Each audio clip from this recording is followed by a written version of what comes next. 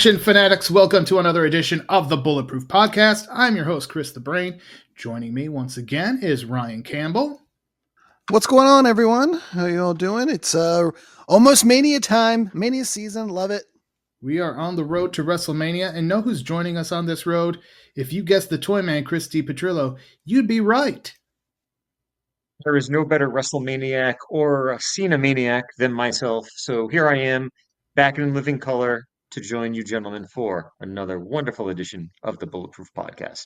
And we are going to have a special guest. But before we get to that, gentlemen, I wanted to say thank you to both you gentlemen here with me, Toyman, Ryan Campbell, and more importantly, everyone who checked out bulletproofaction.com in the month of March. The numbers are in. It was our best month in like 2 years. A lot of interest, a lot of eyeballs on the site. And even here, we saw a nice growth here on the podcast as well. So definitely a good feeling when the work you're putting out there is being consumed and hopefully enjoyed. Yes, some great numbers for the podcast, especially the full contact and mission of justice episodes. A lot of fanfare over those. So I think it goes to show that some of these unsung heroes that we've touched upon, Jeff Wincott, Jerry Trimble, also David Bradley with Hard Justice, I think it's good to kind of bring them back to the forefront among fellow action fans like ourselves. Yeah, definitely. And you know, we love doing this. We love watching movies. We love writing about them. It's a great place to just get our thoughts out. But it is nice when you see, you know, people admiring it or at least come checking it out, giving us feedback. So it's been a fun month. Hopefully we can keep the momentum going. You know, I'm sure we'll plug the YouTube channel, but that seems to be growing as well. A lot of people checked out multiple videos. Kickboxer 2 and definitely, yeah, it did really well. We just put the video up we got a comment from our Black Belt 2 April Fool's Day video. Someone was talking about their other favorite stolen Kickboxer Valor movie, which was a World Karate Association North American Forms Weapons Champion. I don't know, but if you who held that title? I don't know. Let's see. Credits of Angel Fist was Kat Sassoon. Oh, that was that was Toyman is well aware of Angel Stolen Valor that was given. So thanks for Sean A. I think her dad might have bought her that belt. Yeah. Thanks, Sean A. Cavender, who left that Sean, comment. Who hooks me up with the Bruceploitation stuff. That's right. So appreciate it. Leave us some comments. We'll call them out in the air if they're good like that. And Sean has his own YouTube channel as well, so we will put that link out there so you guys could check it out. He did mention your birthday present. It'll be on the way very soon. Yes. He reached out to me earlier, and he's got DVDs for me this time. So very excited. So yeah, that's, you know, again, thank you everyone for checking out the site, listening to the podcast, whether it's here on your favorite podcasting app, on the YouTube channel, wherever you're consuming Bulletproof Action content. You are greatly appreciated. And yes, let's hope we keep this momentum going. You want to know, though, gentlemen, who took credit for the big month last month? And any guesses? Yes, Chad Cruz. Addition by subtraction? Is that what we're saying? Chad Cruz said he's taking credit for him.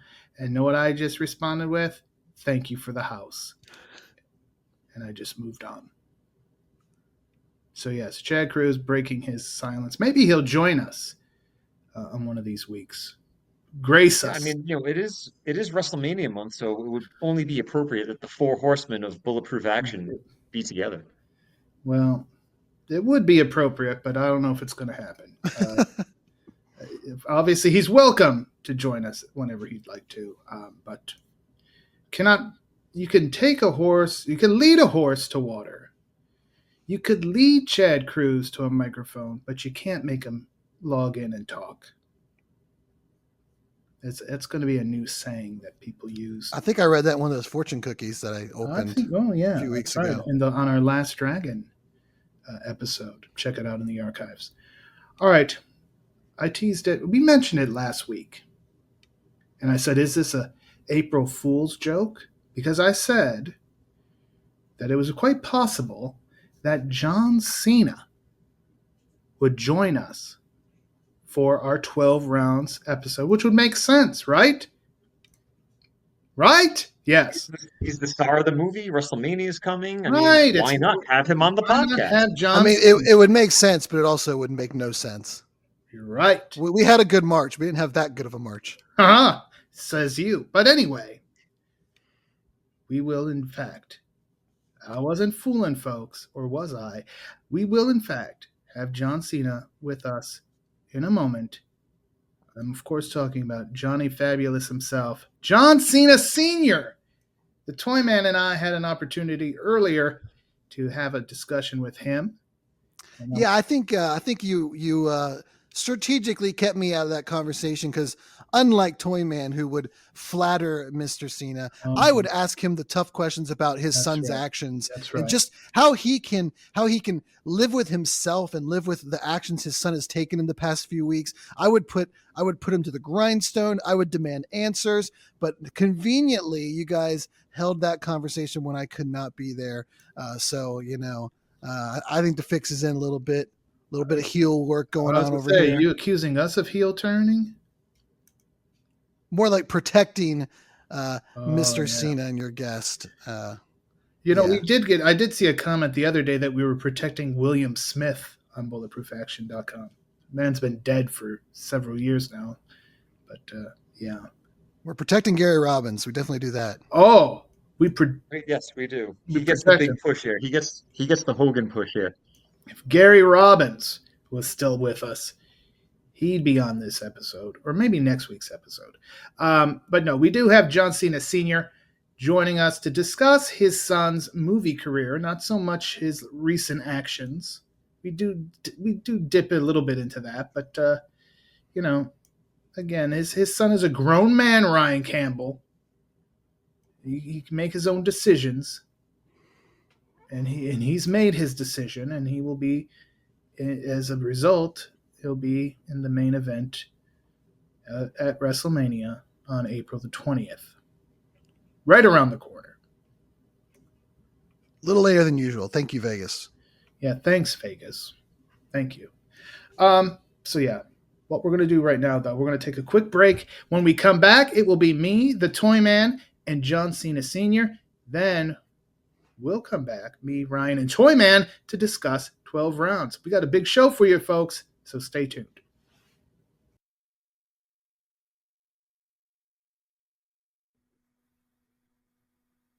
All right, we are back here on the Bulletproof Podcast. And Chris, we have a fabulous special guest star. A fabulous special guest star, a man who has gone above and beyond for me over the years, and now he's being gracious enough once again to do me a solid and join us here on the podcast. The name might ring a bell, but he is the OG, the original. Mr. John Cena Sr. is joining us tonight on the Bulletproof Podcast. Wow, what an intro. Thanks. It's an honor to be here, guys. Yeah, we're on the road to WrestleMania, so who better to have on than a wrestling fan just like ourselves, and a man who really is partially responsible for the biggest main event in WrestleMania history that we're getting in a few weeks, when John Cena Jr. takes on Cody Rhodes, trying to become a 17-time world champion. I believe he's going to do it. I know, Chris, I'm sure that's the camp you're in as well. And Mr. Cena, I have to imagine you're pulling for your son. I am, but after last night, seeing Cody Rhodes give him the roadblock and that little promo they did, I don't know now. We could have another swerve by WWE. You never know. That's the beauty of pro wrestling. That's why we love pro wrestling, because anything can happen. And anything can obviously happen here on this show because, again, we've got John Cena Sr. here, and we're talking 12 rounds, but we're just going to talk about John Cena's film career. I mean, when he was growing up, did he ever have any inclination of being an actor? I would probably say no, even though he was a great actor around the house. Let me tell you, he did a couple of it's interesting. I don't think many people realize this, but John did a show at the local grade school where he actually had a little set of blonde braids. He played a little joke on that one, but he did a show up there. He did another show, I believe, with the school. And then when he was at Cushing Academy, he did a play. So he had a taste of it. But as far as him saying that, acting is going to be my life and I think that's where I might end up, my answer would be no. Right. I mean, yeah, you could almost imagine he'd do something in athletics just given his physicality and everything, but making that jump from wrestling to acting, I mean, and a lot have done it, but not at the level that we see John Cena at this time. I mean, he's right up there with like The Rock and Batista as like actual mainstream movie stars, not just Dan Spivey as bodyguard in the background of an action movie from 1986. Well, thanks. He's done well. He's made a good transition. I think there'll be a full transition now, obviously, after the year. This year is up. I'm sure that, people are running around saying, why, John, why? Tell me it ain't so. But I don't know what his reason is for retiring. I can only assume, having done this myself, and not to the extent that he has performed at or the other professionals have performed at, I'm only going to guess and say, maybe my body can't take it anymore. Maybe I've had enough. Right. And if I want to walk at 50, right. maybe this is what I should do now. So whatever reason he has, Well, God bless him. And especially when he has the option to do something much less taxing on his body and that will pay him just as well, if not even more, than he did in the wrestling world. That's a good point. But, when he did the Marine, he did a lot of his own stunts. Right. So this kid is a glutton for punishment in some cases. He's a workaholic. He loves what he does. He likes the acting, but he just gets so involved in everything he does. And, a lot of people I don't think realize that when he did that Marine thing, he did a lot of his own stuff. Now, was that a proactive choice? Did they pitch it to him like, hey, do you want to try this? Or was he like, hey, let me do this. Like, I think I can do this. I think the way I understood it was there was a choice of a double or a Cena. John, you don't need a double because I'm right here. Right. I'll do it myself. And I think there's been some instances where he wanted to do the stunts, but was told abruptly, no, it has to be a stuntman that does these stunts. And some of the stuff I see him do now, I can appreciate that. I can appreciate the fact that, we all want to be who we are, but maybe we ought to let professionals that do those things. And was that more of a studio thing too? Like as he built his reputation up, so you've got the Marine, which was kind of like his breakthrough. So he's like, yeah, let me do it. Like I can kind of be the jack of all trades here. But then as he built the name and obviously the star power, they were like, okay, we've got to protect our investment. We don't want you to get hurt. Let the stunt doubles do their job. We'll keep you over here just doing the main acting portion. I think you hit the nail on the head. I don't know if you have seen the movie you did with Jackie Chan. Not yet, but I haven't watched that one yet. It's on Netflix. You get I think you'll get a charge out of that one. I was impressed. We all know that Jackie Chan, every one of those things you see in that movie, Mr. Chan did himself. And John said it was an honor and a privilege to work with a gentleman with this type of dedication and this momentum at his age. This guy just goes like hell. And I wonder, when I look at that, how many stunts John actually did himself, or if there were any other doubles. Next time I see him now, I've got something I can ask him. But you got to catch that. I think it's a good little movie. I think you'll enjoy it. Some people have said it. I thought it was well done. It's a cute little story. It's got a good line to it and a good ending. So take a look. It's on Netflix. I'll watch it with Zach. I mean, I've shown him a couple of the older Jackie Chan movies, so for sure we'll have to check that one out soon. Brand new, yep. Yeah, and even more impressive about doing his own stunts in the Marine, he was just stabbed by Jesus in the nightclub, wasn't he? Didn't he have to leave? Was it? Yeah, that was how they wrote him out. That's right. That's when he was in Boston, right? They wrote him out of the story so he could go do the movie. He was flying back and forth. So a lot of people didn't know that either, that he would come in and do Raw or SmackDown, whatever he was scheduled to do. And then when that's over, pack your bag, get in the plane, and fly back down to Australia because that's who they were filming. Right. So it wasn't a case of, oh, we got a Hollywood studio or you're in London, so don't worry about it. No, it was a case of back and Yeah, forth. because some of those early ones were like The Condemned was also in Australia. Correct. Yeah. Mm-hmm. Yep. 12 rounds, a little bit closer to home in New Orleans. And that was a great, I mean, I think the great thing about New Orleans is you can't fake New Orleans. If you're going to be in New Orleans, you have to be in New Orleans. Like they've found ways to make, I mean, they made Cleveland, New York, and Metropolis and everything else. But I mean, if you want to have New Orleans flavor, you got to be down in the Big Easy. Yeah, you can't build a set that's going to duplicate the bayous, the swamps, the gators, the snakes. You got to have the real deal. It's kind of like, going to a wrestling show and you get the good guys, the bad guys, and then you get the fans. No, that's another story for another time, right? But And now watching 12 rounds again, because I hadn't watched it in a while, and like I had mentioned to you, we all watched it together the other day. It was the first time for everybody.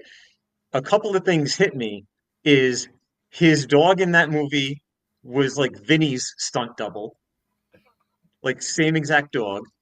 And then I wanted to ask you, because I don't know if it just happened to be coincidental or if it was something that maybe like he threw in the script or anything, but he was a cop named Dan, yes. which for those who don't know, John's brother Dan, a law enforcement officer. So I didn't know if that was something that he threw in as a nod to his sibling or if it just happened to be, oh my gosh, I'm playing a cop named Dan. What a coincidence. I don't know the answer to that. I really don't. Either the dog or the police officer's name. Maybe that was already in the script. But yep, you hit the nail on the head. His brother is now retired from the police force, but Dan was a cop, 22 years. Yep. And did it? Not a nice show. I mean, I forgot how much like big time. Like I hadn't seen the movie in years, but yeah, there was like the fire truck. There's the streetcar. I mean, there was so many like big ass vehicles and crazy vehicular mayhem in there. And I have to imagine. I mean, like when he was hanging on the streetcar, it pretty much. To your point about the Marine, I mean, it looked like it was him hanging on the streetcar and obviously being up on top of the thing. So he's got some balls on him, that's for sure. I mean, he wants to do the stunt, and I mean, obviously that always makes the action movies better when you see it's the guy doing as much of the stunts as he can. I think that it ups the level of the movie. I think that's the way he feels. It's so important. Stunt doubles are great. But somehow you and I, Chris, we all look at these and we go, that's not John Cena on that. I can tell. Look at where his hair's parted. Look, that's not Thor. You can always tell. But when he did the Marine, which I thought was a good little movie. I think people misunderstood that movie. That was kind of a tag team to the Arnold Schwarzenegger movie, if you remember that one. Yeah, that's what that was. And I think people kind of went the other way. They didn't know quite what to expect. I thought the storyline was good. I think you will both agree that some of the stuff that occurred in there was utterly, over the top or impossible in some cases. I think Patrick Swayze and him did a great job.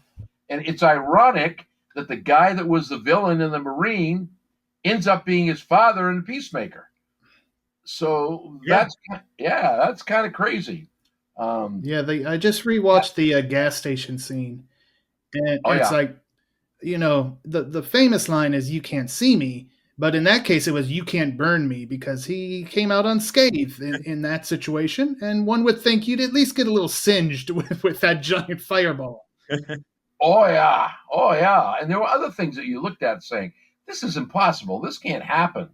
But that's a kind of Arnold Schwarzenegger type movie which they created with a different line, different story. But it was enjoyable. It was something you could sit down and watch. And, John will probably kick me in the head, but I remember going to watch that movie in a movie theater, as they say, with me and a date.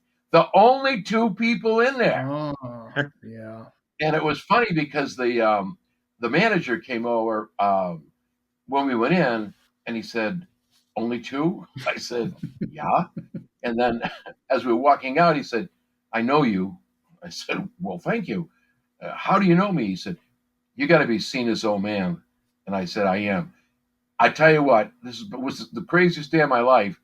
I walked out with boxes of memorabilia for the Marine. I mean, boxes, because he goes, it's leaving pretty soon. Yeah. At that time, maybe 40 people saw it. I don't know. It just was, I don't know why it never appealed to people, but I don't think they quite understood what they were shooting for, that early 50s, 60 type genre. I thought the Marine was well done. It was good. As I say, some places were unbelievable. When Patrick got burned up and then came back out of the fire, that was like a Jason movie. You know, Right. I couldn't believe that. That was just crazy. And then he goes from there to what you're talking about tonight, 12 rounds or 12 games. Yeah, and that's a good, like the Marine was in the theaters, and we've seen this before, Chris, where like these guys get a big movie in the theater, and then poof, you don't hear from them anymore. Like a Brian Bosworth, Stone Cold was out there. Then what happened? If you're not a diehard action fan following the cable and going to the video store, you might think Bosworth just fell off the face of the earth. Same with Jeff Speakman. Perfect Weapon came out. And then after that, Street Night, I think, had a limited release, but then it was like he fell off the face of the earth. So for John to get back-to-back in-theater movies, was an accomplishment. And I think maybe part of the reason was it's almost like they were a throwback even at that point. Because like you said, Stallone and Schwarzenegger, that was by the mid-'90s that was starting to fade out. So here comes John, that was 2006, I think, the Marine.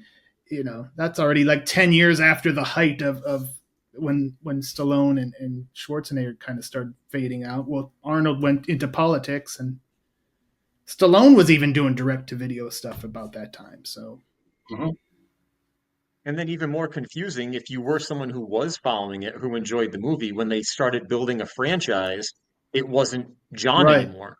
They changed it first to DiBiase Jr. and then The Miz took over. And it was the same thing with The Condemned. They had Steve Austin. That was, the mainstream, in the theaters, hit. And then they jumped over to Randy Orton, different characters. I think the only thing that stayed running a flow through it was once The Miz was in the Marine, they kept him the same character from like Marine 3 to 5 and or 3 to 6. Orton did 12 rounds too as well, didn't he? Orton did 12 rounds 2, and then it was Dean Ambrose, John Moxley, that did 12 rounds 3. Yes. And so it was all different. It's almost like how we've seen with various things. We just talked last week about Black Belt 2 Fatal Force, about how I wish we that had. was a script, that was a movie that was done. If you wish we I apologize. It's still made for a good episode. But Black Belt 2 was a movie that had been done 3 years prior. And then they just wanted to cash in, so they retitled it, slapped some old footage, spliced it in, and re-released it. So it's like some of these movies, maybe there wasn't a plan for a Marine 2 or a Condemned 2 or a 12 rounds 2 or whatever, but they had these scripts, whether it was WWE Studios or they bought a script or whatever, and just kind of slapped the name recognition on it. Well, the Book of the Marine was good. The book was good. I enjoyed the book. 12 Rounds didn't have a book. That was just a script. But I think you're kind of correct. When you have, and I go back to the Marine or 12 rounds, whatever we're talking about 12 rounds, I guess, so let's do that. How do you change the character that quickly? The character never died off. The character was never injured to the point where they were incapacitated. It doesn't work. Yet all of a sudden, we have 12 rounds 2 starring DePetrillo. Well, what happened to John Cena Jr.? Right. Well, we just decided that's not going to be anymore. That's not going to be anymore. And I think that's kind of confusing to the audience. Even with the Marine, I thought the Marine was finished. And then all of a sudden I see, wait a minute, there's another Marine. And I'm saying, how do you continue this storyline? Where does it go from here? The Freedom Fighter. And then you have 12 rounds, obviously, which is, I thought was well done. Was well done. Yeah. But there again, if you look at some of the predecessors to that movie, because there are predecessors to that movie. Bruce Willis maybe had a predecessor to that. See what I'm saying? I was going to say, 12 rounds definitely had a Die Hard with a Vengeance feel to it. Yeah. And even having Renny Harlin, who did Die Hard 2, so that it also gave it that Die Hard feel. So A it's lot of been speed done. too. A lot of influence from Yeah. speed. Yeah, I would agree with that. And then obviously, and you know, I chuckle every time I see Mona Lisa's here, and I say, look, Marine in 12 Rounds. It's on HBO. It's on it's on Max. It's still there. Oh, yeah. It's still there to remind us of the beginning. The beginning. And now both of you have agreed, and I agree with you myself. Look where he is now. Mm-hmm. Look at what he's done now. Some of the movies that he's done, and you know, both of those movies I have, and I have a 3D TV, so I'm able to take the 2D and convert it to 3D. So I watch both those movies in 3D. And it's a little more exciting when you have that capability. I think it gives it a little bit more. And I'm surprised with all the stunts that were done in the Marine, they didn't shoot that in 3D. Yeah, I because that was the heyday of the I was gonna- HD DVD and Yeah, everything. I was going to say it was right about that time when they were pushing that. Yeah, it was right. It was right for the time. Yeah. And then, of course, my favorite movie with John is, I don't know if you saw Legendary. Oh yeah. Yeah. Yep. I like that movie. That was a different side of John Cena, a side that I don't think many people thought he could portray or thought he could really do, because they were so used to this action Right. man who just bang bang beat him up. And then as we go forward, obviously the comedian, great in comedy movies, and if you watch that Jackie Chan movie, you'll see that really works into the storyline it very well. But I thought that, and I really enjoyed that movie because it showed acting ability in all parts, from a drunk to a wrestler to somebody who saves a brother to never quit, never give up. And then we all think at the end of the movie, guess who's going to win? His brother, and here comes the swerve, right? But that was a good movie. That was well done. I thought that was well done. Some of the other stuff we could talk about with some of the other movies, a little questionable, some of them, but because everyone can be a hit. Right. Well, to your point about Legendary, tying it into some of the more current stuff, in Fast X, when he, became a babyface after he was done being the villain in that one, you almost get a little bit of that sentimental side, even though he's an action hero, because now he's kind of like the cool uncle, and they have to do the whole protect the family type of thing. So, like, there's the scene where he rescues the sister and the nephew. So you kind of see him as, like the kid's hero, but in an action movie. So it's almost like he's transplanting that personality into that setting.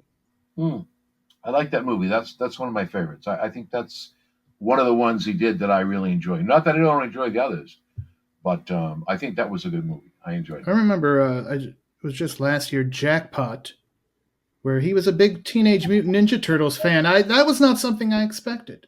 But yeah, again, to your point, it was a comedy. He was goofy and he was great in that. That's the one with the lottery ticket. Is that correct? That's right. Where she won the lottery ticket and He was her bodyguard. Yeah, that was. And there's some unbelievable stuff in that. You take a look at that and you go, oh, come on, no, that's not gonna, no. But I thought that was, again, that movie was ripped by the critics, and I don't know why. I thought it had a decent plot.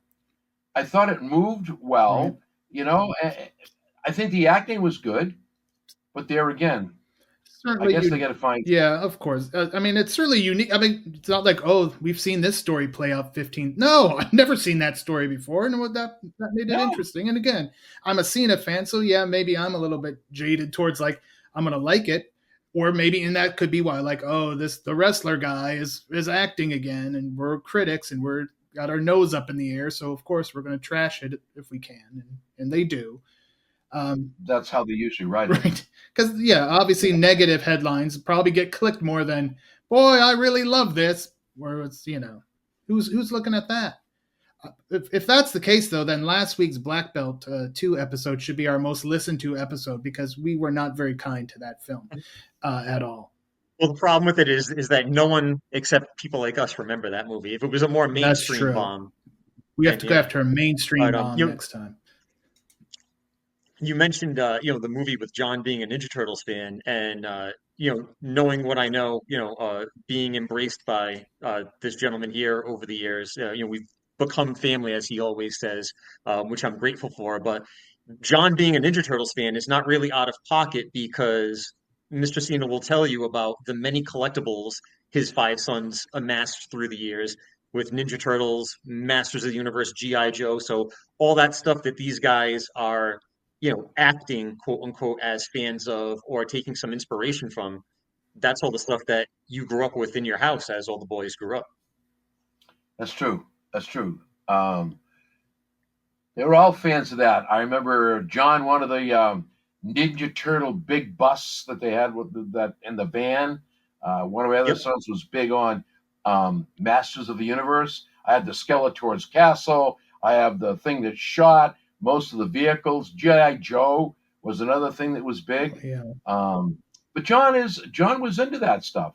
It's not that he wasn't. He was into that. That type of thing. And so when he told me he was going to do a spot with Ninja Turtles in the movie, I went like, no. And sure enough, he does the thing in Ninja Turtles. And I think another movie that I thought was well done, because he does a lot of voiceover stuff. Right. I liked Ferdinand. I thought Ferdinand was well done. The story of the bull. Right. Yep. Zach watched that one when he was younger. Yeah, that was well done. That was one I really didn't know how it was going to turn out, because you remember, you don't see the face, you only hear the voice. And so the voice creates the character, really and truly. So I kind of like that one. And because everybody always asks me, what do you think about Trainwreck? What do you think about Trainwreck? You don't want to ask me. I remember when we first watched that one and we were kind of like taken aback by it.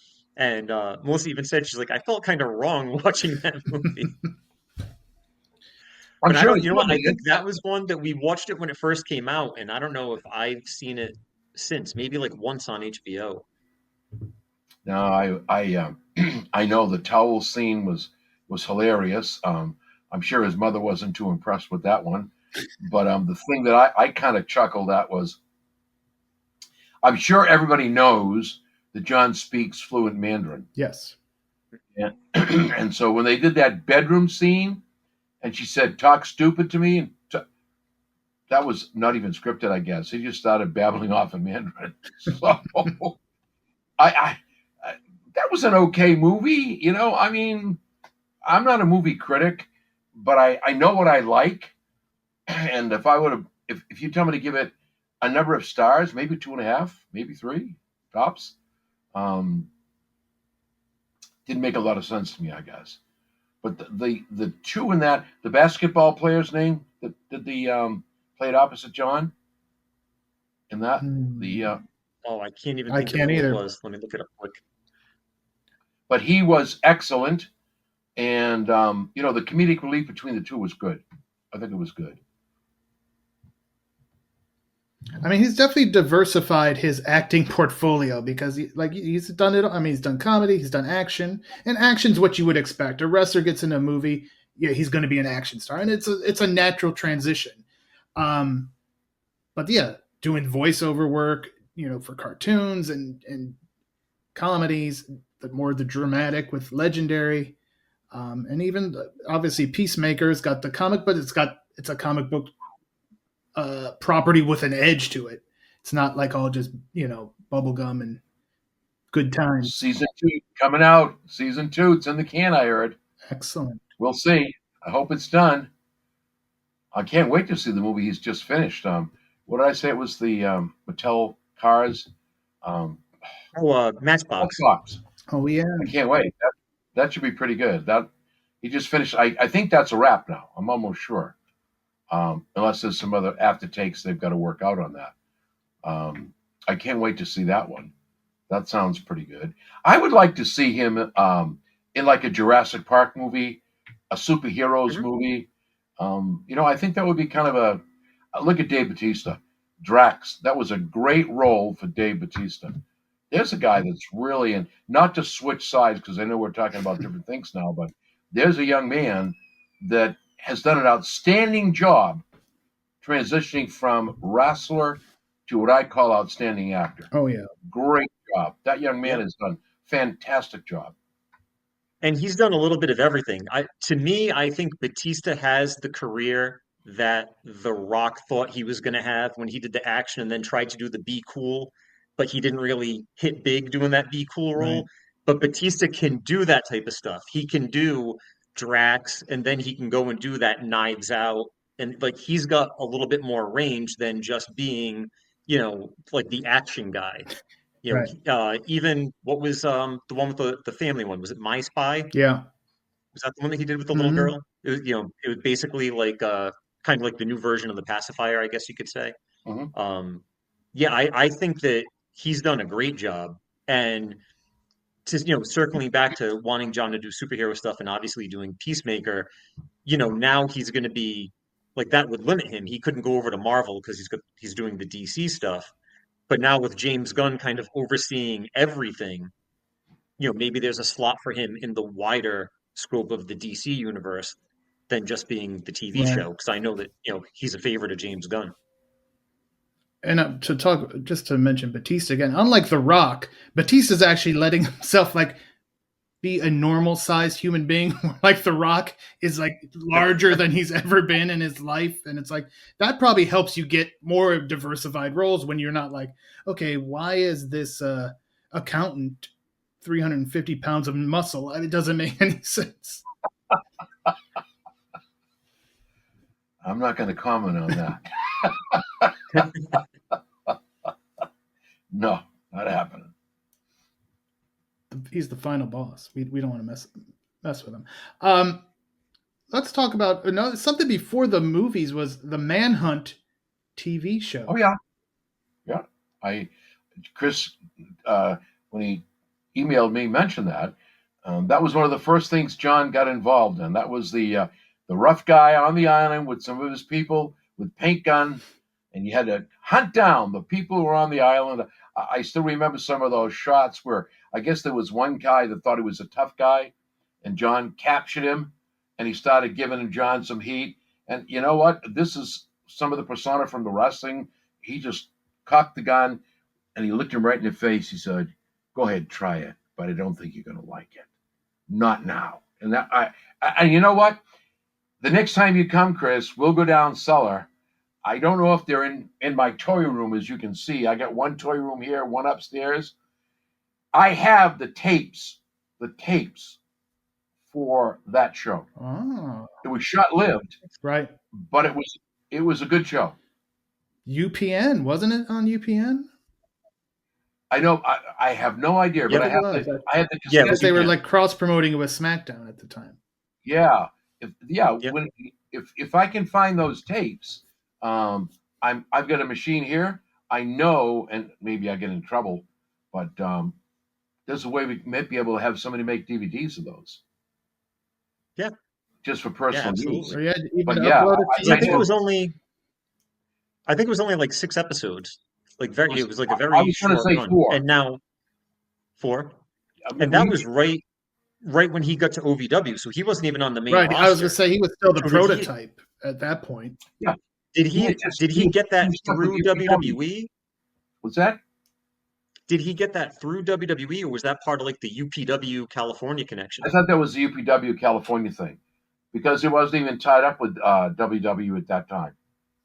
I think he was on his way to OVW, and that was when that was kind of that show today would probably be a hit, because absolutely, yeah, it was ahead of its time, and it's kind of like Deal or No Deal Island, the same thing. It was kind of a nice setup. I enjoyed watching that, but I guess it got to the point where maybe it didn't last long because it was the same thing every week instead of changes. Repetitive. Yeah. So maybe this week we're on an island, but not only do we have paintballs, there's snakes, there's spiders, and pits. So it makes it a little bit differently. We set traps. So the next episode might leave you with a cliffhanger. Unlike, okay, it's all over, bang, bang, see you next week.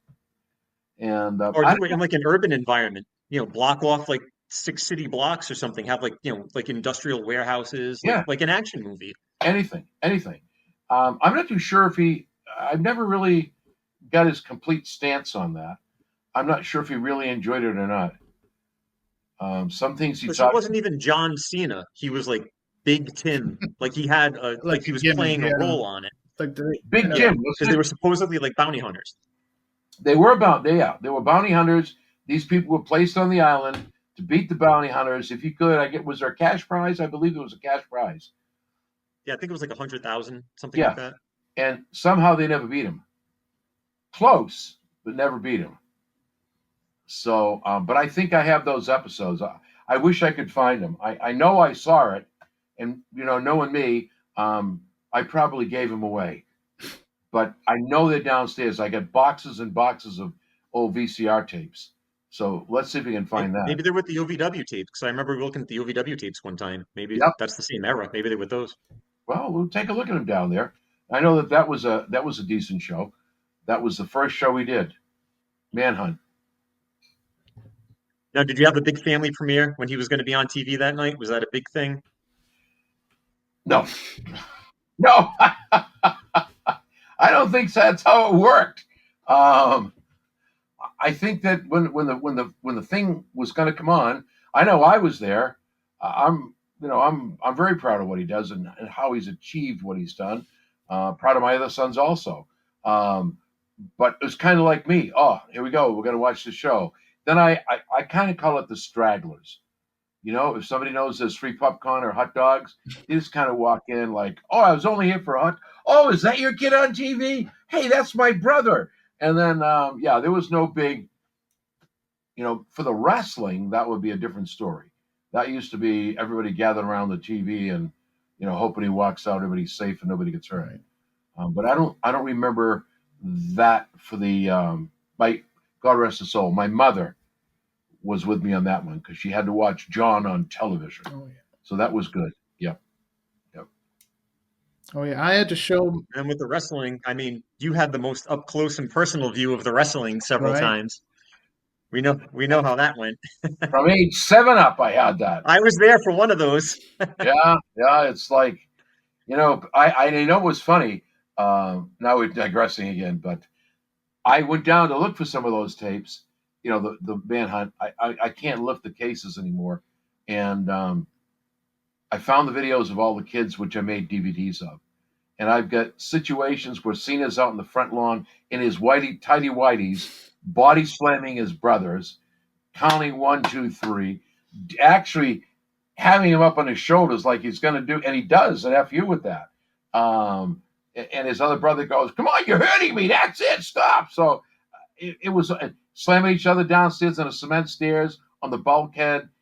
Just let me tell you, it's just. Surprised the house is still standing. Well, 48 years I've been here, and so far it's still good. And the only thing I can't find, I think he has it. He developed when he was here a WWE board game. Okay. And he also is famous for that championship paper belt. Yeah. Yeah. And everybody said, well, that means he was going to be in pro wrestling. No, I'm sorry to say that's not what it meant. That's a phase he was going through, and he was very creative. I mean, even he shot a movie here with my VCR, my video camera. I get a call at work from my former spouse. And she goes, "I know you can't leave work, but I'm going crazy." I said, "What's going on?" He said, "They're making a movie like a Jason movie with masks and blood, and he's chasing people with a chainsaw, and they're throwing fireworks at you. Somebody's going to get hurt." I said, "Just, make it more real." No, I'm sorry. I got to go back to work. So I was very sympathetic. Now, Steven, his brother Steven, being involved in acting and stuff, did that ever rub off on him? Did he see like, oh, like my brother's doing some acting stuff, so maybe, there is kind of like that connection again. Like, we mentioned the reference to Dan possibly in 12 rounds, but having the influence not just of being involved in sports and the boys being athletic, did he kind of catch a little bit of an acting bug from his brother? I don't think so. I really don't. You have to understand my boys. When they see their brother Steven, who's a tremendous actor, and I mean that, they're kind of going like, he's got to be weird. I mean, who wants to do that up there? That's I did it. I'm sure we all, professional wrestling is acting. So what can I say? But no, I don't think it did. I think John tried it at Cushing. He did a couple of stints here at the junior high and at the Page School. And I think that's the last thing I saw him do any acting in. That was it. And because Steven was very, and still is, I think, very involved in acting in Rochester, New York. That's where he lives. But no, I don't think it did, Chris. I don't think it had an influence on him to the point where I want to be like my big brother. Because Steve's the oldest. Yeah, no. What about Johnny Fabulous? Will he make his movie debut soon?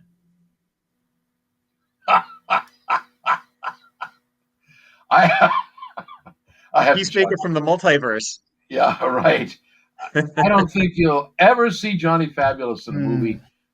I don't know. I don't think they're ever going to ask me to be in a movie. Not that I wouldn't want to do it. I think it'd be awesome. But I don't see that happening anytime soon. And before we hit record, you talked about your movie collection, which you estimate at over 1,500 or around 1,500. Some of your all-time favorite action movies. Of the action movies that I have, and now you're asking me to really rack my brain, because I went from action movies to religious movies, like the Ten Commandments. I have that. That was awesome. That's one of my favorite movies. That just because of the cinematography and the way it was done, the special effects. It's the first ever. Arnold Schwarzenegger stuff, I kind of was into that because it was like, holy mackerel, that's different. It's corny, but it's good. Predator, that was one of my favorites. I like the old Superman and Batman stuff.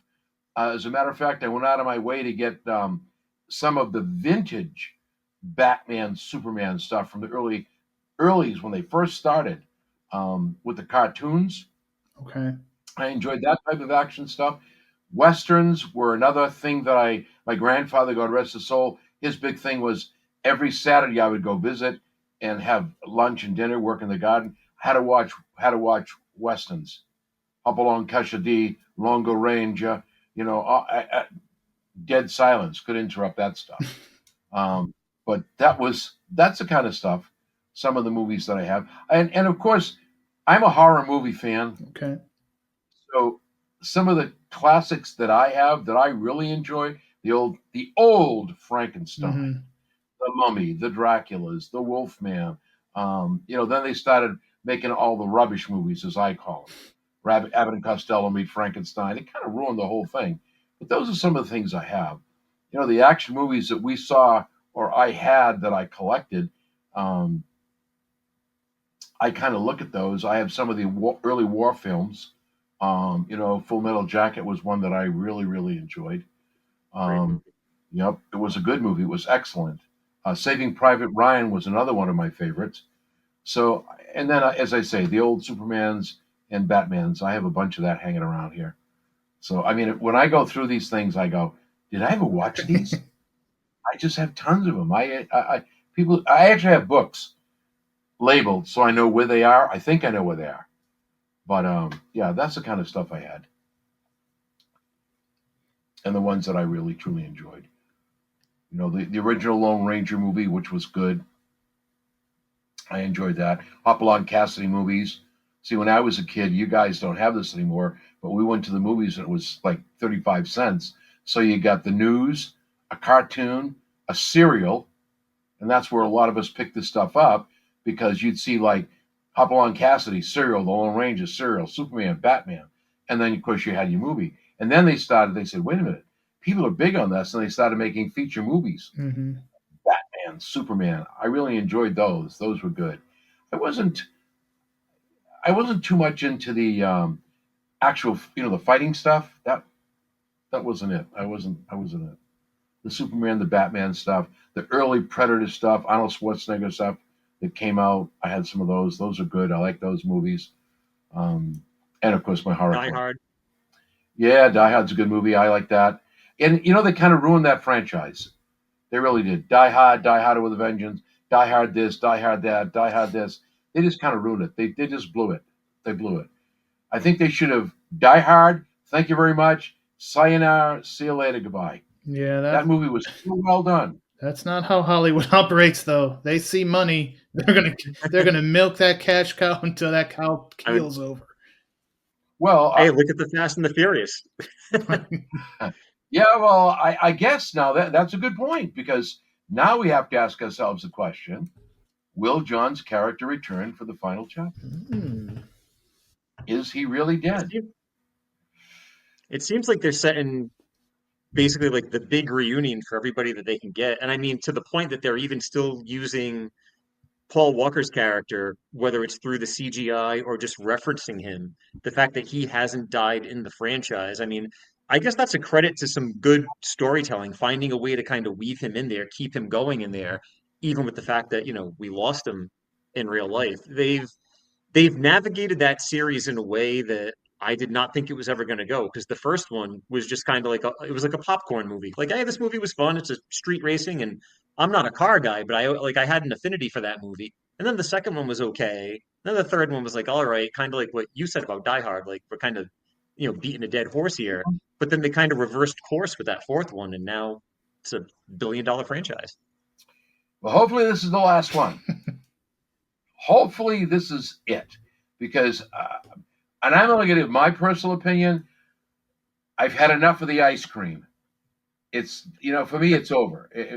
This better be the last one. It should be telling the final story, because I think people are tired of it now, because the original car racing had excitement, had conviction, had belief. Now it's just like, whoa, stop. It's like I just said to you, some of the stuff in the Marine, unbelievable. You can't do that. I don't know if you've seen the new movie with Jason Statham yet, the Working Man. Yes, saw it last week. All right. I haven't, but Chris has. Yeah. Okay, so I'll let you and I be honest. I'm sitting there with Monique Sunday, and I'm going, she said, what do you think of the movie? I said, you know what? It's impossible.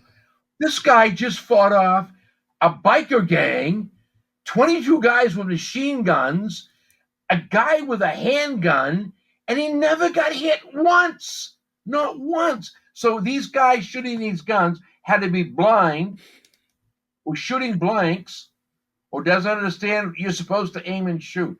I mean, I looked at some of this. The only thing that happened to him was when the Russians got him in the van. Remember that part? Mm-hmm. I go, oh, well, now they're going to beat him up.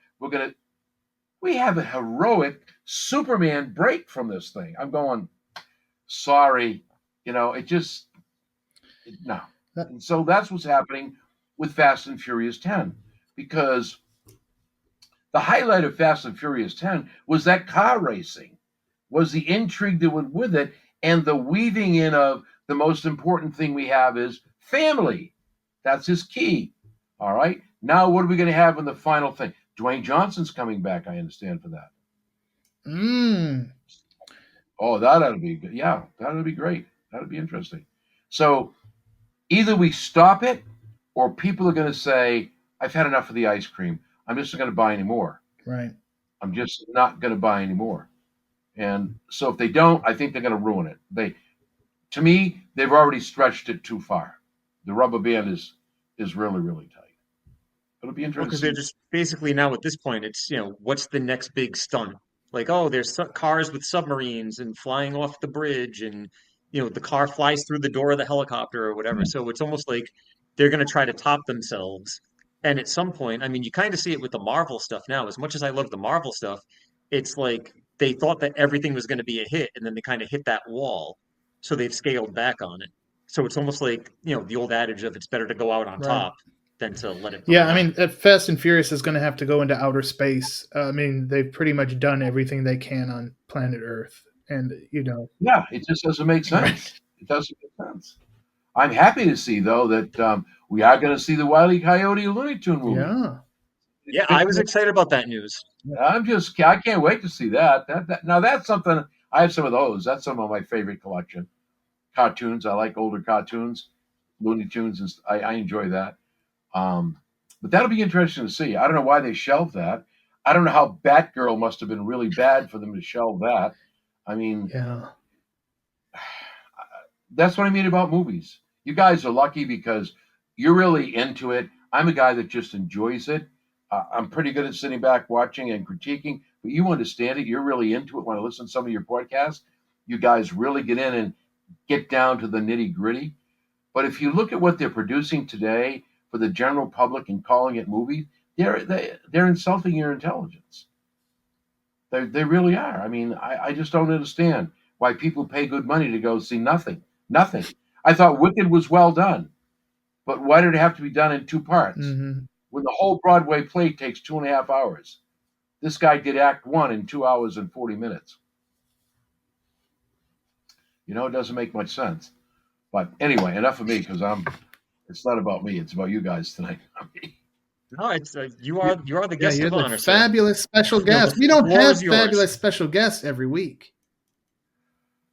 Well, I appreciate that. Thank you. Come on down. We'll have some fabulous food. I'm going to do the barbecue. Next time we do barbecue, Chris, bring him along with you. I was going to say, I know you have your cooking show where you have the talented member of the DePetrillo family on quite a bit. Yes, we do. We have Chef Zach. He's on. He's done 2 shows now. Mm-hmm.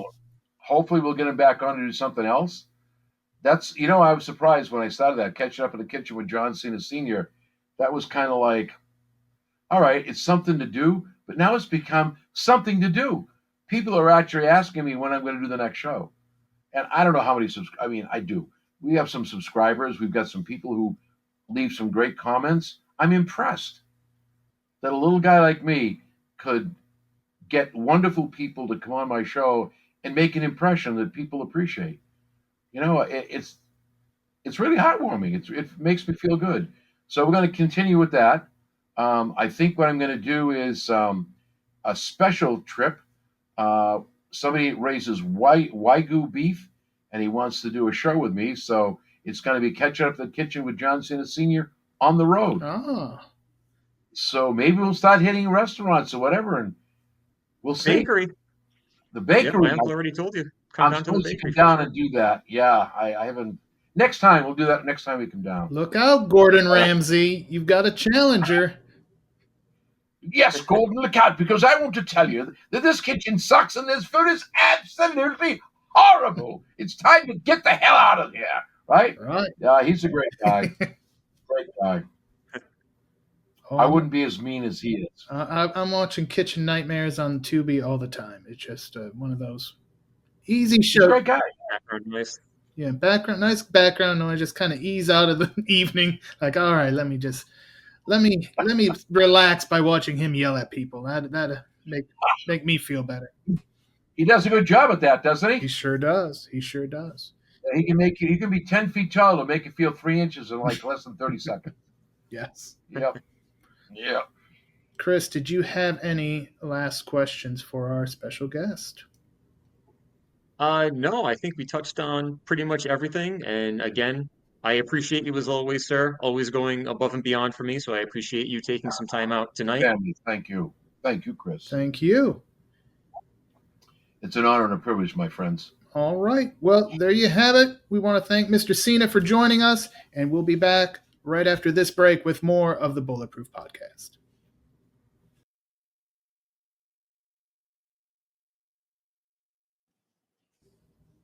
All right, back here on the Bulletproof Podcast. Once again, I want to thank John Cena Sr. What a wonderful man, Chris. I'm glad you were able to make that appearance happen. As he said in the course of our conversation, family takes care of family. I cannot thank him enough for everything he has done over the years. So many great experiences with him. He has taken me under his wing, and now we have just forged this family unit where he treats us very well, and we respond in kind by treating him like the uncle slash grandfather slash whatever type of family member you want to say, but he is going above and beyond for me, and I am very fortunate that he took the time out to come and do us a solid and join us to chat about 12 rounds and really kind of a rundown of John's cinema career. Yeah, sure. And some of his early acting work that I had certainly never knew about. So very interesting interview and very interesting conversation. And again, thank you, sir, for joining us, Mr. Cena. And see, I wasn't fooling you. I was, but I wasn't, people. We did have John Cena on the show. It was on you if you thought That's I meant the name value. Yeah. We brought the name value that we promised. Exactly. That's that's a little bit like a little Bruce exploitation, like there. Maybe it was like Cena exploitation. Maybe That's a new genre that we should do. we We should. could work on that. I mean, we were fantasy booking some movies, Mhm. off the record. Maybe that's a genre that we need to look into. I think so. I think so. But let's do it. Let's talk 12 rounds. Got to rewatch this one for the show. Ryan Campbell, had you seen 12 rounds before? Yeah, I'd seen it back in the heyday of the early 2000s when all this was kind of going on, and this movie kind of screams early 2000s with some of the shooting styles and the cuts and the action. So, but yep, not my first watch, but it has been a very long time since I've seen it. Did we lose you? So much so that I was confusing parts of it with the Marines. So there was some bits I had to remind myself about. There you go. I mean, it has an interesting premise. We see Cena, who plays Danny Fisher, and he's just a cop, a New Orleans cop, and next thing you know, he's involved with a very nasty individual, Chris. Yeah, he is, just on his regular beat, and ends up coming across Miles Jackson, who has recently escaped and is being driven around by his girlfriend Erica. And the APB goes out from the FBI that they're on the hunt for Miles Jackson, and it just so happens that Officer Fisher is the one that catches up to him. And not so fortunate for Erica, the girlfriend of the villain here, she ends up trying to escape and is struck by an oncoming truck, which enables Mr. Jackson to swear vengeance on Officer Fisher.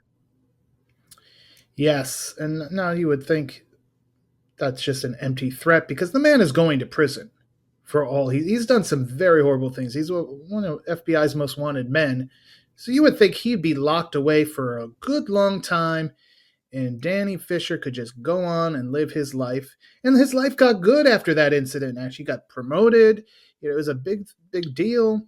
He's got a beautiful. Is it his girlfriend or is it his wife? I don't know if they ever actually explicitly say the nature of their relationship, but I have to imagine this is a man who can't be tied down. It's probably not his wife, I would say. Okay. And so, yeah, he's having a good time until he isn't. Because Miles busts out of prison. And his first stop is back to New Orleans. But obviously he had to put a lot of thought into this plan of revenge.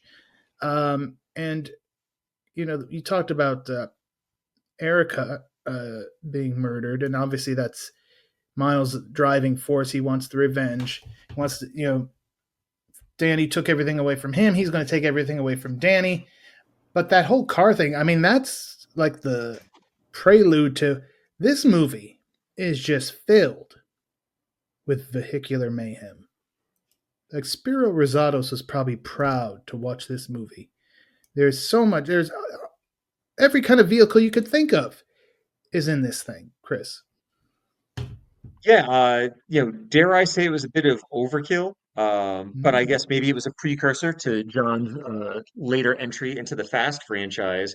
But we've got cars, we've got fire trucks, we've got trolleys, we've got everything you can think of. And to the extent of, this being a movie from 2009, to Ryan's point, a lot of the carnage was a lot of practical effects, not so much with the CGI type stunts that you see now. This was a lot of smash and bash 'em type stunt work. Also, quite a star turn for the fire truck. You can almost say that's one of the main features is this fire truck. I did. I like the The fire truck was a main character in this film. He was. You know what my favorite fire truck scene is?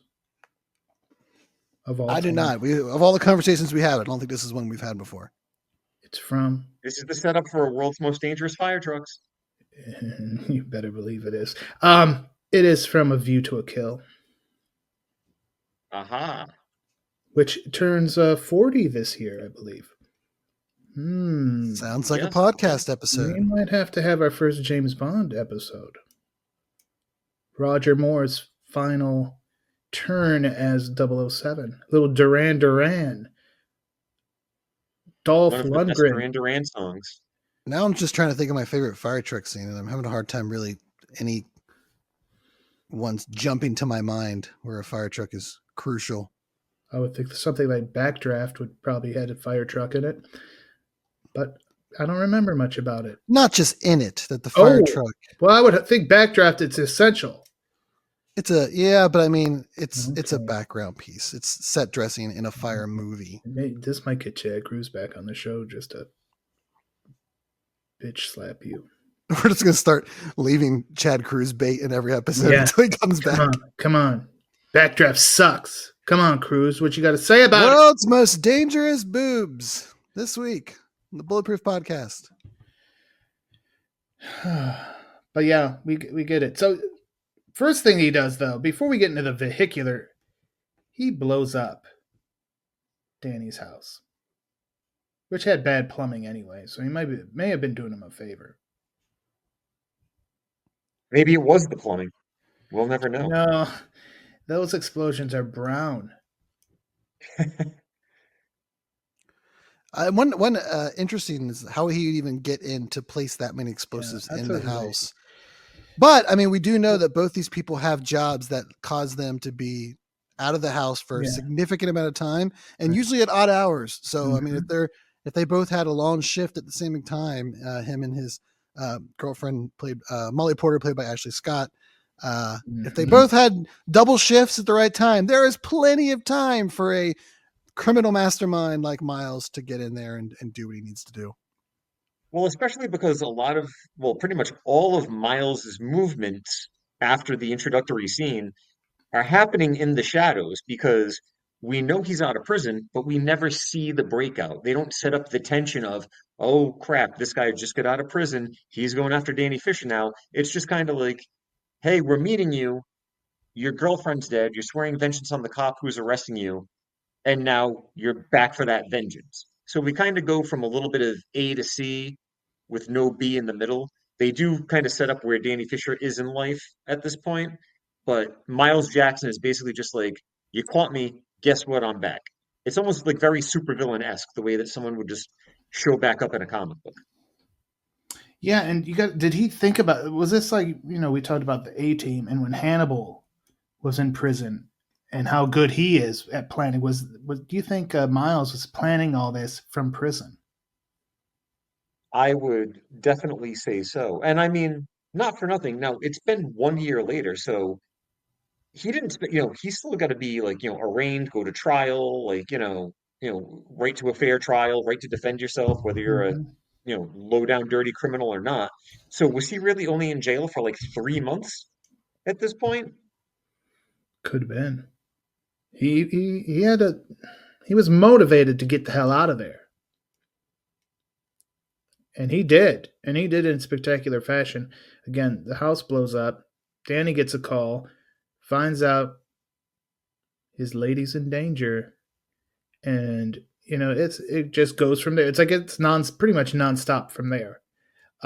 Very Die Hard with a Vengeance, like I would say. Wouldn't you, Ryan? Yeah, that's actually, I had the same observation as I'm watching, two people drive around and kind of the scavenger huntness through the city, kind of it did give off a lot of those vibes. So much so that when I was watching, I was like, oh, I should watch Die Hard with a Vengeance after this. And Yes. I never did, but it's on my list of things that to just casually watch here in the coming days. Maybe I'll catch it this weekend. But yeah, definitely a lot of similar vibes to that.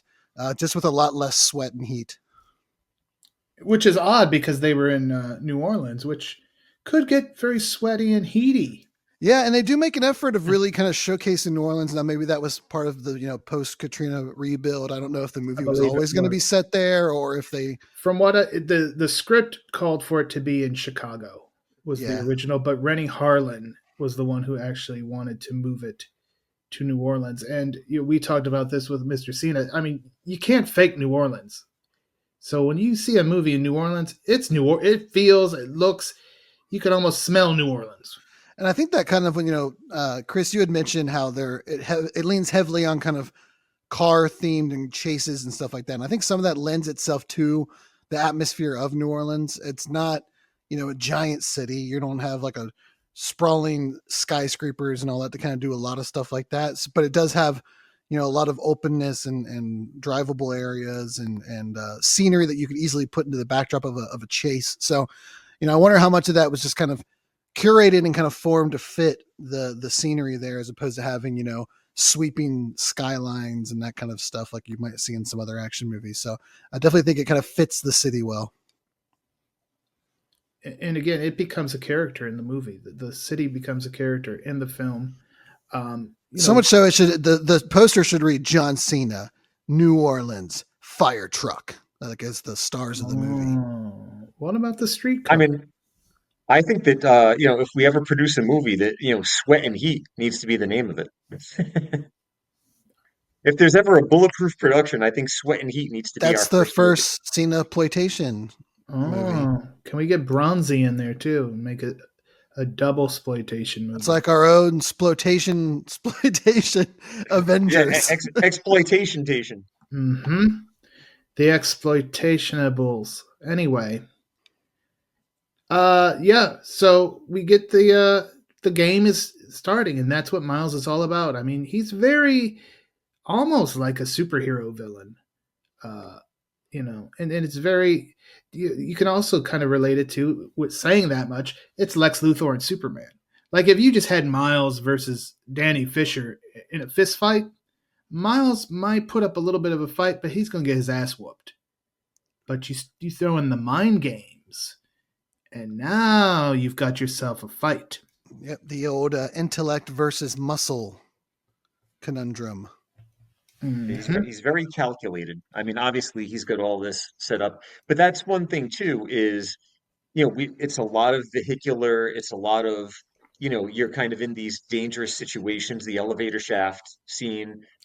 It's not John Cena going around getting into fistfights, getting into brawls, tossing people around, even in something like the Fast franchise, which is, based on car racing, big stunts and stuff like that. He's getting a lot of action work put in. He's fighting people off.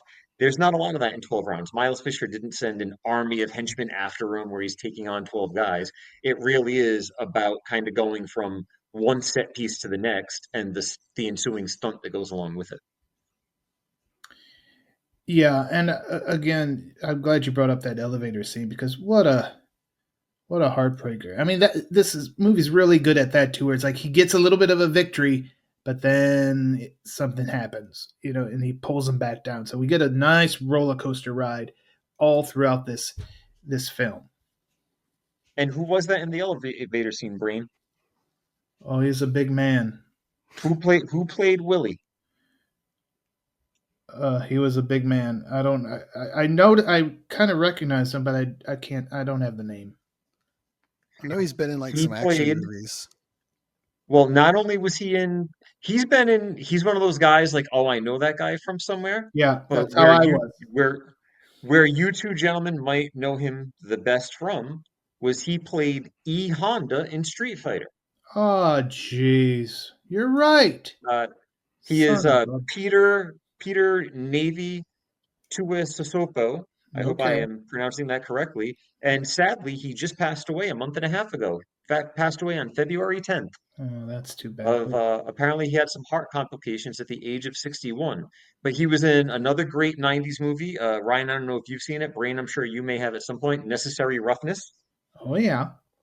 That's a good one. And he had a small role in a movie that I reviewed some years back when I did my little summer vacation theme for No Surrender Cinema. He was in A Perfect Getaway. Very nice. He was also in the Fast and the Furious to kind of bring it back around. Yep. And to tie it back into the wrestling theme of the podcast this month, had a role in The Scorpion King. So really kind of a man about town with good. A lot of tie-ins to stuff that we like here. And, you should also mention that Ashley Scott starred with The Rock in Walking Tall. She did. Almost like the WWE Studios films had built a roster of characters. You know what? I'm glad you brought that Casting up, from the Ryan Campbell. 70s.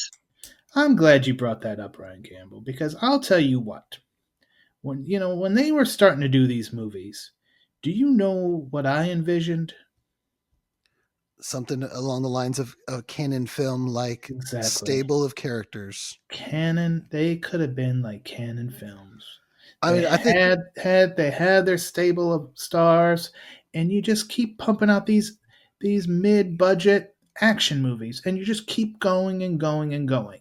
And it's genius in that you have this built-in audience for each of these guys. Mm-hmm. Gives them a chance to maybe get some time off from the road, maybe heal some injuries even. Obviously they're going to be doing a little bit of stunts. But if you got like some nagging injuries where you're not really going to be on the shelf, this is a great way to kind of get you off TV, but you come back and you've got, a movie coming out.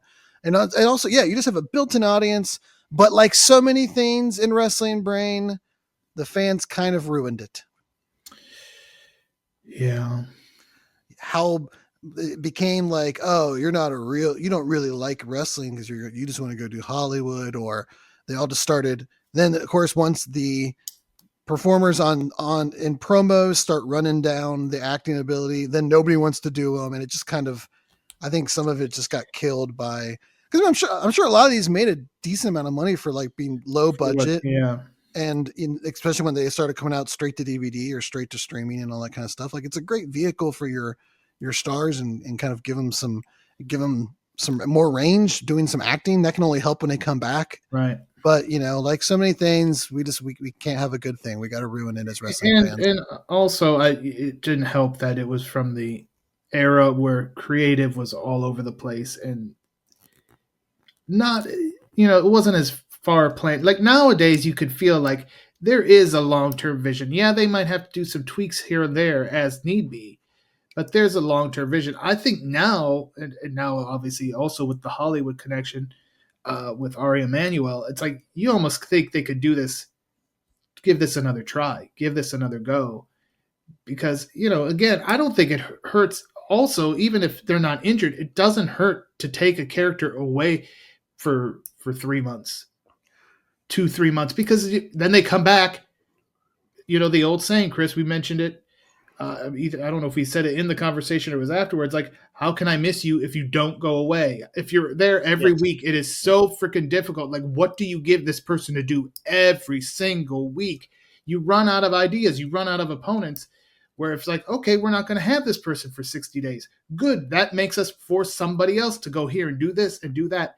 It's someone like Drew McIntyre really could have used something like that after he finished towards the end of the Punk feud. Like, right. Yeah. After you had this huge, massive, like maybe one of the best programs of the year culminate and you take the loss.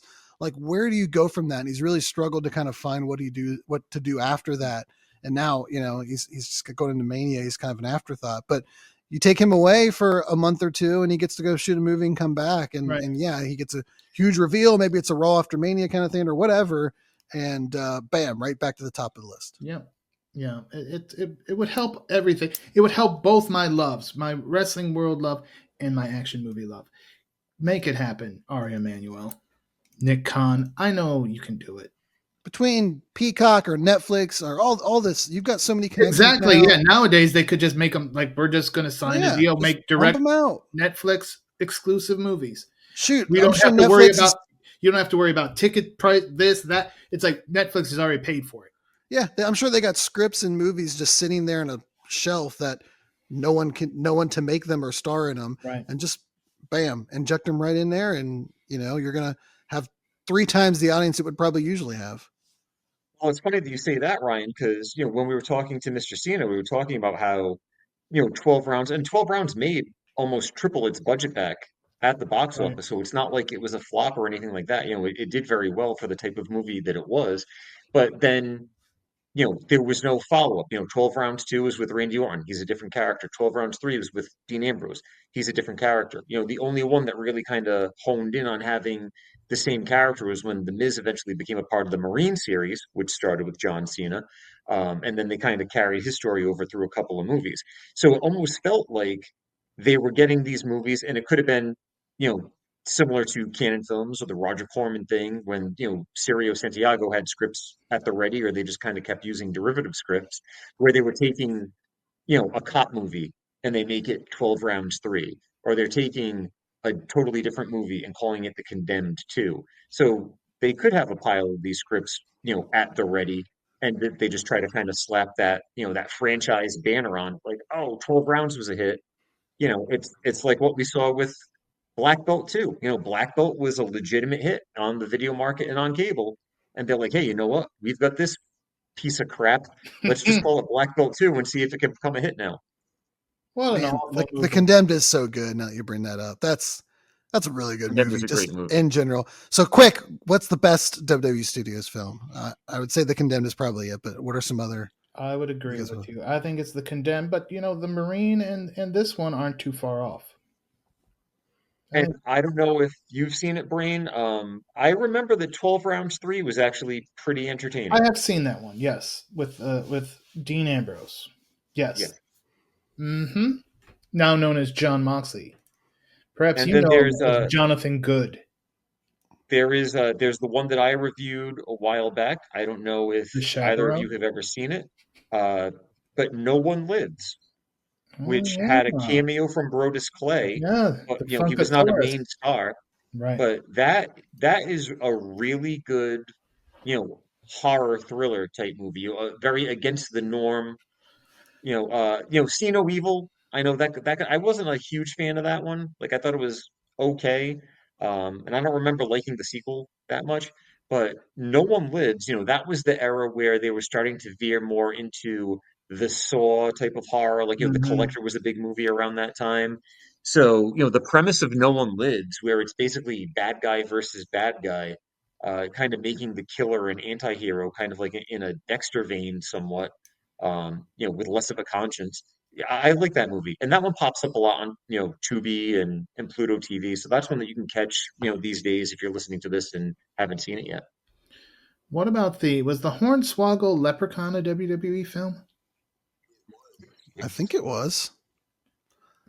I never saw it. I didn't hear good things about it. I have it because I have That was towards the end of his run, I believe. That was like when he was like feuding with El Torito, and they kind of stuck him with three-man band and didn't really have like a set role for him at the time. I thought Orton's was pretty good, like The Condemned 2, and I thought he was good in Shooter when he was in that series. Like I think he's someone that he kind of started them right as they were ending them, but if they had kept him going, I feel like he could have been someone that could have carried like a 3 or 4 part, film series of his own. You guys remember there was the rumor, reported by a couple of people. I believe it was reported in the Observer and other sites at the time. But in the later Ms. Marine movies, his name was Jake Carter. And when they signed Vader's son, when he was in FCW or the original NXT, they gave him the ring name of Jake Carter because the storyline was going to be that he attacked the Miz because like he was the real Jake Carter, some stolen name valor, if you will. That sounds like And something they would have came up with at the time. that was supposed to set up the feud back in whatever it was, 2013 or whatever, before NXT kind of became their version of an indie. I don't think I've ever heard that, but I definitely could see that being a storyline that I think let's talk favorite scenes because I really enjoyed the streetcar scene because I think that took full advantage of obviously the New Orleans setting and that and I know you mentioned this, Chris, it, kind of gave it that speed, a little bit of speed vibe to it as well. I was going to say, Ryan, I've been doing a lot of talking tonight, so I'll let you go with your favorite scene first. Yeah, I think it's one that you mentioned earlier. The elevator scene I thought was a really good moment to kind of establish who Danny is as a character. I mean, obviously we've seen so far that like he has a girlfriend. He's a pretty by the books, good cop. But this is something where we see kind of a little bit at his soul, like who he really is. Like his whole world is on the line here.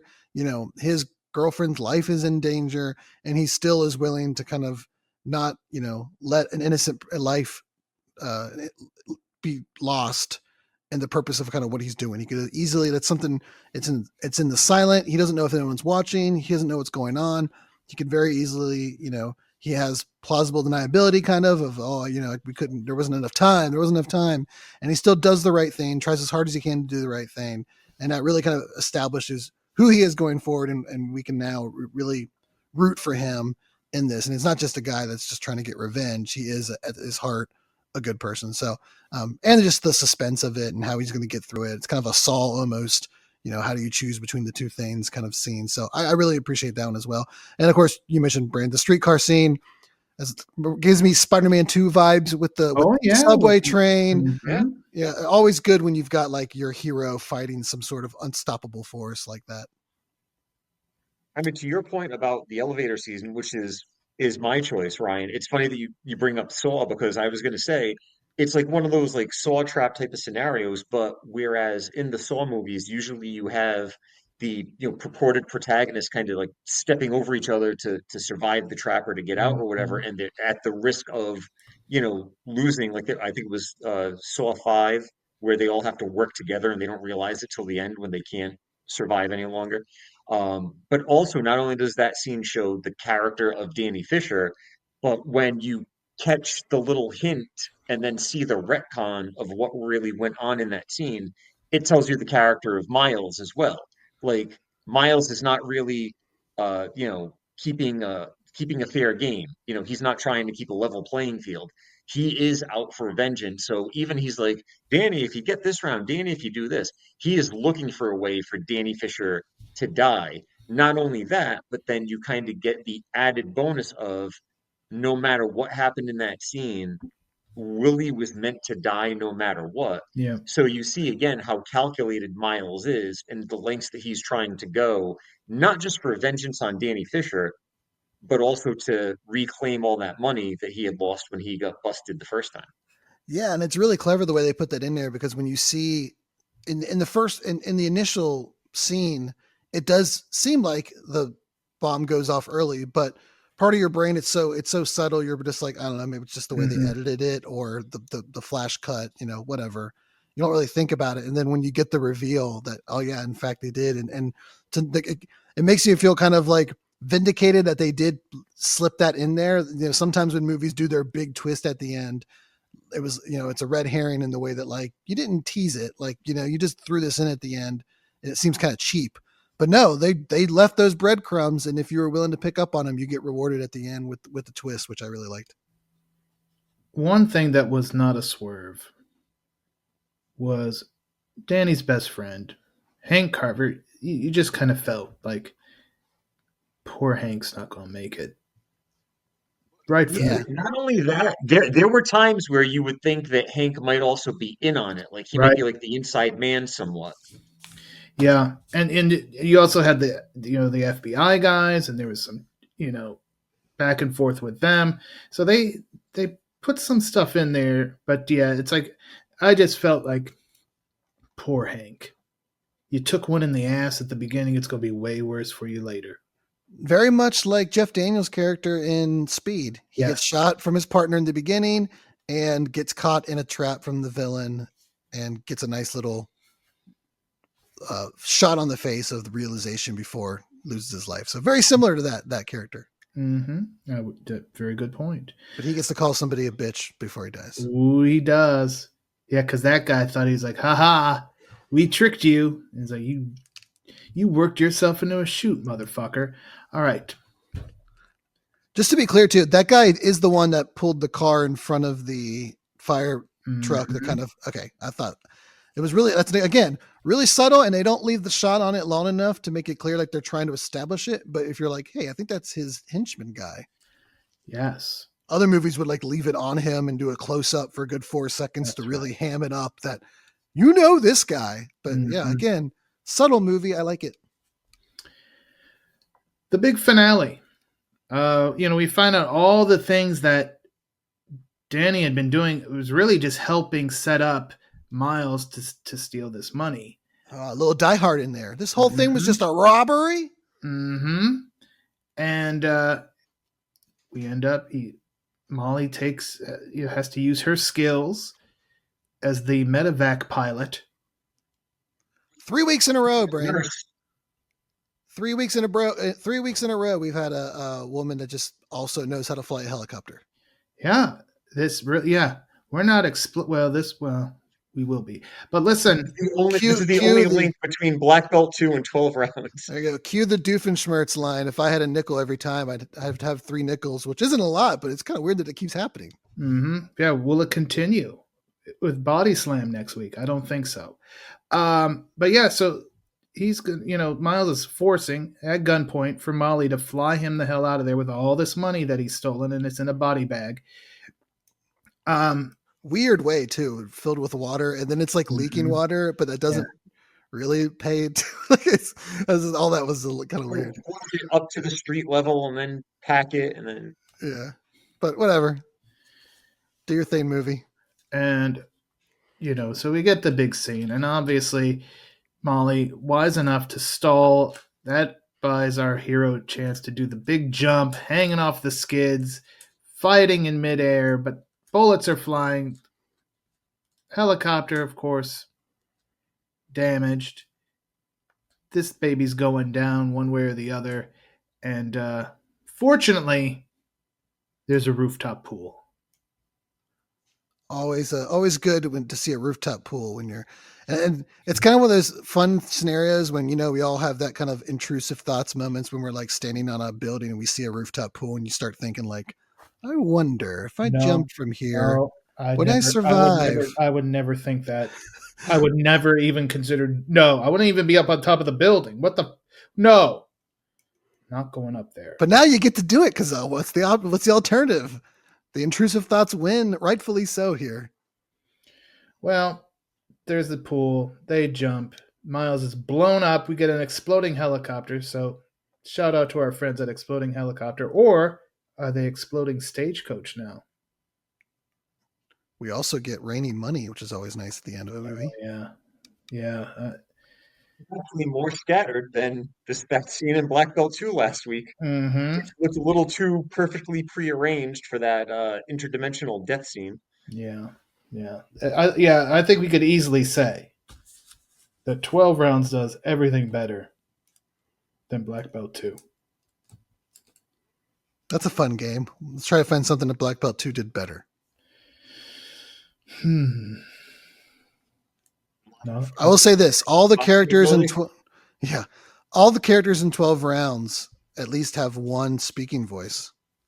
Oh, that's true. In Black Belt 2, some characters seem to have 3. I guess Black Belt 2 had Silk in it, and 12 rounds didn't. There you go. 2 weeks in a row, Silk call out. She's good. She has a theme song. I may have mentioned that last week. So yeah. If we could have got Silk and Gary Robbins together, we really would have something. I agree with you. 100%. Giant Gary Robbins. Oh, that's good. So yeah, we get the happy ending. Miles is blown to smithereens, as well he should be.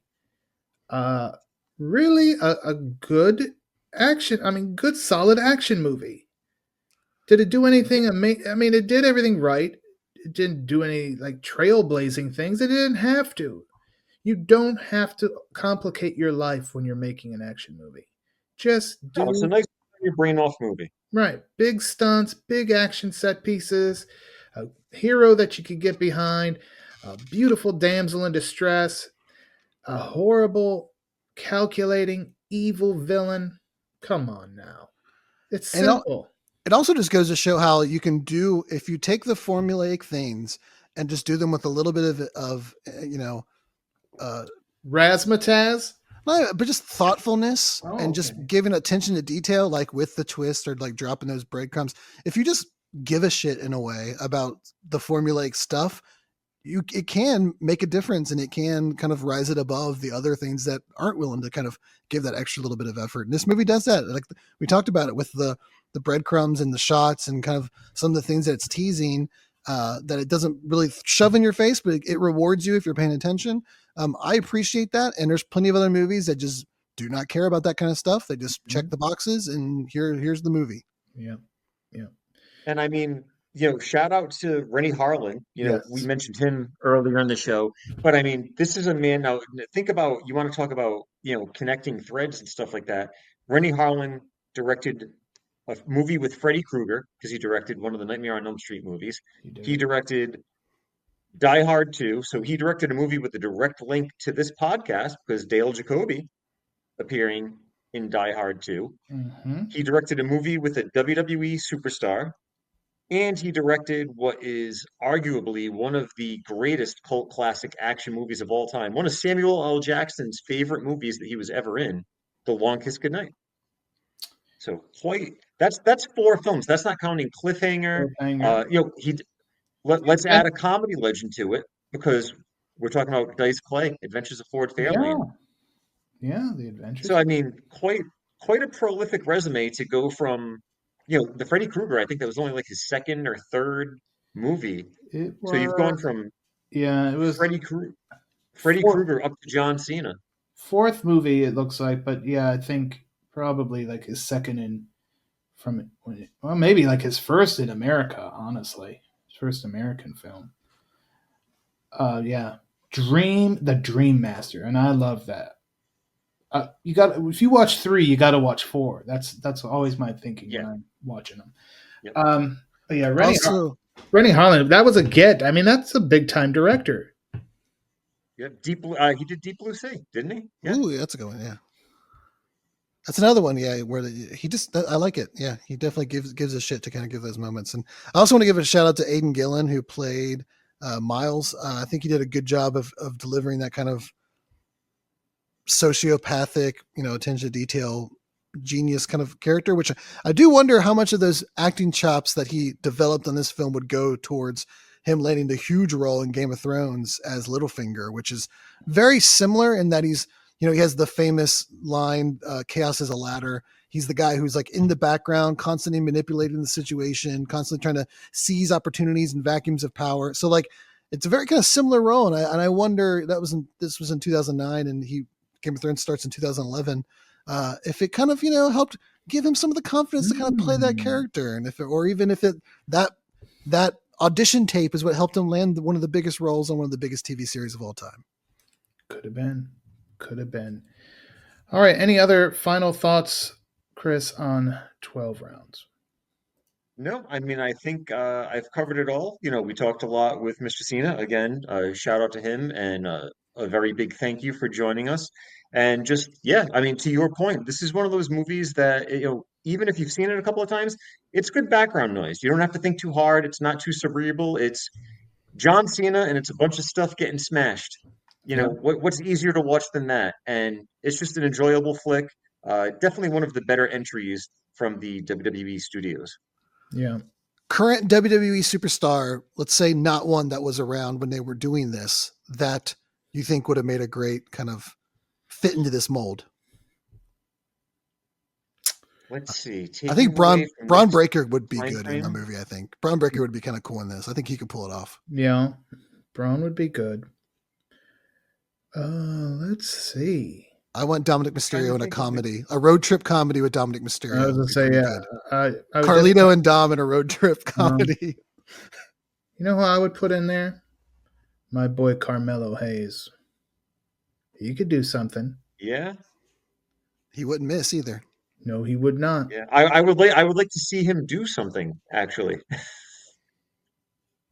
He was good. He was having a good run there, and now probably because it seems like they've kind of too close to WrestleMania. Yeah, if you're close, if you don't have a good big storyline, it's like you're just kind of right. If you don't have something in the works by coming out of Survivor Series, you're about to just be in purgatory till after Mania. And he was doing well. I mean, he was getting over by losing, which is a very difficult thing to do. And then they gave him a couple victories, and it's like, all right. And then the Miz got his claws into him, and now they're just kind of background players right now. I'm sure after Mania he's in that rough role too, where it's like, all right, we got a big show on Saturday. We have to have something on the show Friday, but we don't want to have anybody work. Right. Let's throw Carmelo Hayes in the main event. He'll definitely be on the Night SmackDown. Let's give him a before 2 Mania. out of 3 falls or whatever, and give him 20 minutes to go out and do a match. And him and Miz it'll be a awesome. team up against who knows who. But yeah, Carmelo Hayes, I believe in you. He's a young man still, so I mean that's a lot of people get upset about that. Or Austin Theory. It's like Austin Theory is 27 years old, folks. He's got a long, and guys wrestle a lot longer than they did back in the 80s and 90s because they take better care of themselves. They've got they're not wrestling it nearly as much, especially now. So there does seem to be a patience now that they have. I mean, back in the day, someone like Braun Breaker and Austin Theory would be a guy who could be in one of these movies. Yeah, that's another good one. Yeah, and but like they would have, 10 years ago, Braun Breaker would like win the U.S. title in his debut match and would instantly just kind of never lose again because that's just how they did things. But like even with him, he took some pinfall losses and obviously they had a bigger plan for him than some others, but it wasn't just come in, win every match. And again, that goes to there's like long-term thinking. Yeah, they're taking their time now to build these guys up and not give them too much too soon. Yes. All right. Well, we hope we gave you more than enough here on this episode of the Bulletproof Podcast. As always, I'd like to point you in the direction of our social media. We are at Bulletproof Pod on Blue Sky and Twitter, aka X, and at Bulletproof Action on Facebook, Instagram, and Threads. Again, go to bulletproofaction.com. Always something going on over there. Ryan Campbell is getting ready to cover not one, but 2 series.